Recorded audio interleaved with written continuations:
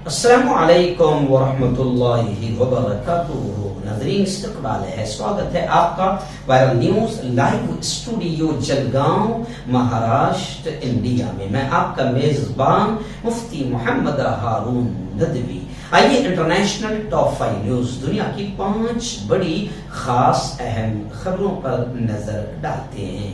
جی ناظرین، سب سے پہلے میں آپ کو بتا دوں کہ ابھی 2-3 دن جو خبریں نہیں آئی تھی، ہم لوگ مہاراشٹر کا ایک علاقہ ہے کوکن، ممبئی کے اس طرف گوا سائڈ میں، وہاں پر آپ جانتے ہیں کہ بڑا خطرناک سیلاب آیا تھا، بڑی تباہی مچی تھی اور وہاں لوگوں کے گھر بھی بہ گئے تھے۔ تو الحمدللہ جمعیت علماء حضرت مولانا ارشد مدنی نے تقریباً 3 کروڑ روپے کی وہاں مدد کی، اور پرسوں وہاں پر شاندار پروگرام ہوا تھا جس میں میں خود گیا تھا، میری خود وہاں استقبالیہ تقریر ہوئی۔ حضرت مولانا ارشد مدنی کے ہاتھوں وہاں پر 45 گھروں کی چابیاں سیلاب متاثرین کو دی گئی۔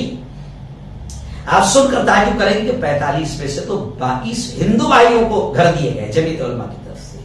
میں اس لیے کہہ رہا ہوں کہ جمعیت علماء 102 سال پرانی تنظیم ہے، ملک کی آزادی سے پہلے ملک اور مانوتا انسانیت کی سیوا اور خدمت میں لگی ہوئی ہے، اور جمعیت علماء کی خاص بات یہ ہے کہ ذات اور دھرم دیکھے بغیر اللہ کے بندوں کی سیوا کرتی ہے۔ یہاں 45 میں سے 22 گھر جمعیت علماء نے ہندو بھائیوں کو دیا۔ تو میں 2 دن وہاں گیا تھا، اس لیے خبریں نہیں آ رہی تھی، اور آج پھر میں آپ سے ریکویسٹ کرتا ہوں۔ آپ جانتے ہیں کہ اللہ تعالیٰ مجھ سے الگ الگ انداز میں کام لے رہا ہے، یہ صرف چینل کا کام ہی نہیں ہے، اب تو پیپر بھی شروع ہو گیا اور زیادہ مصروفیت بڑھ گئی۔ پیپر شروع ہو گیا ہمارا ساپتاہک ہندی ندوی ٹائمز کے نام سے، ہندی میں پیپر شروع ہو گیا، تو اس کے لیے بھی بڑی محنت کرنا پڑ رہی ہے، اور میرے بیانات پورے ملک بھر میں ہوتے ہیں۔ تو آئندہ کل میں اتر پردیش کے بجنور ضلع میں جا رہا ہوں، جہاں دارالعلوم دیوبند کے استاد حدیث حضرت مولانا سلمان صاحب بجنوری کے ساتھ میں ایک پروگرام ہو رہا ہے۔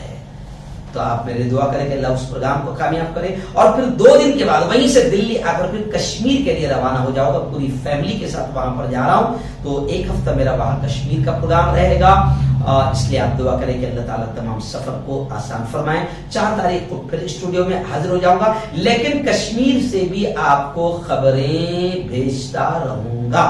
نیشنل انٹرنیشنل نیوز روزانہ آتی رہے گی، اور جب کشمیر جو دنیا کی جنت کہلاتا ہے، وہاں کی بھی جو قدرت کے نظارے ہیں، اللہ نے کیسا حسن کیسی خوبصورتی کشمیر کو دیا ہے، وہاں کی بھی کچھ ویڈیوز میں آپ تک پہنچاتا رہوں گا۔ آپ کشمیر نہیں پہنچے، لیکن آپ گھر بیٹھے وائرل نیوز کے ذریعے سے کشمیر دنیا کی جنت کا نظارہ آپ کرتے رہیں گے۔ تو دعا کریں کہ اللہ میرے سفر کو آسان فرمائے۔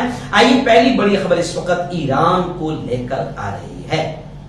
جی ہاں، تہران میں پاسداران انقلاب کے کرنل کے قتل کو لے کر یہ خبر آ رہی ہے کہ ایران کا یہ کہنا ہے کہ اس واردات کا ذمہ دار اسرائیل ہے۔ ایران کی سپاہی پاسداران انقلاب کے ایک کرنل کو اتوار کے روز یعنی پرسوں دارالحکومت تہران میں بندوق کے حملے میں قتل کر دیا گیا۔ اس قتل کے ذمہ دار اسرائیل کو ایران نے قرار دیا ہے۔ وہیں پر خبر یہ بھی آ رہی ہے کہ ایران نے اسرائیلی جاسوس سیل کے ارکان کی گرفتاری کا بھی دعویٰ کیا ہے۔ آئیے دوسری بڑی خبر اس وقت میری نگاہوں کے سامنے آ رہی ہے۔ جی ہاں، وہ یہ خبر ہے پڑوسی ملک افغانستان کو لے کر آ رہی ہے۔ آپ جانتے ہیں کہ افغانستان کو لے کر جہاں پر طالبان کی حکومت آ گئی ہے، طالبان کی حکومت کو لے کر طالبان کو کافی بدنام کرنے کی کوشش انٹرنیشنل گودی میڈیا، جیسے ہمارے یہاں گودی میڈیا نا، ایسے ہی عالمی پیمانے پر بھی گودی میڈیا ہے جو اشاروں پر کام کرتی ہے، جیسے ہمارے یہاں کام کرتی ہے۔ تو انٹرنیشنل میڈیا جو ہے وہ طالبان کو، خواتین کو لے کر لگاتار بدنام کرتا رہتا ہے، لیکن ذبیح اللہ مجاہد جو تحریک طالبان کے پروکتا ہے، اسپوک پرسن ہے، ترجمان ہے، ان کا بڑا بیان آیا ہے۔ انہوں نے کہا کہ ٹی وی پر آنے والی خواتین پر برقع مسلط نہیں کیا گیا، صرف چہرہ ڈھانپنے کے لیے کہا گیا ہے۔ ایکچوئل میں طالبان کا ایک بالکل واضح موقف ہے کہ وہ بے شرمی، بے حیائی، ننگے پن کو اپنے ملک میں عام ہونے دینا نہیں چاہتے ہیں۔ لیکن کچھ لوگ اسی کو ان کو غلط انداز میں بدنام کرتے ہیں، کیونکہ کچھ لوگ چاہتے ہیں کہ عورتیں ننگی ہو جائے اور انہیں ننگا کیا جائے اور یہ ہوس بھری نگاہوں سے انہیں دیکھتے رہیں۔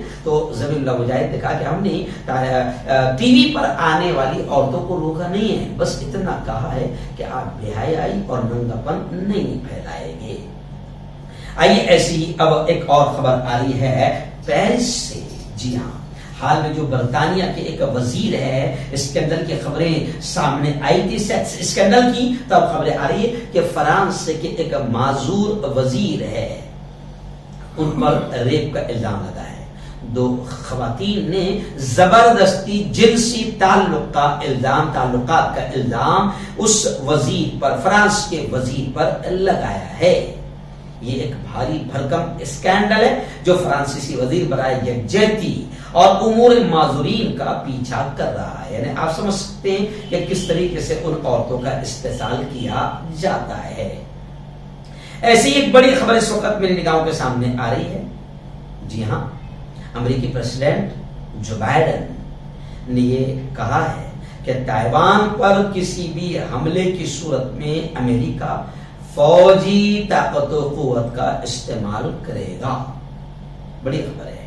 وہیں پر ایک خبر یہ بھی آ رہی ہے کہ یوکرین میں، رشیا اور یوکرین میں جو جنگ جاری رہی اس کی ساری خبریں ہم آپ تک پہنچاتے رہے ہیں۔ ابھی خبر آ رہی کہ یوکرین میں نافذ مارشل لا میں 3 ماہ کی توسیع کی جا رہی ہے، یعنی 3 مہینے اس مارشل لا کو آگے بڑھایا جا رہا ہے۔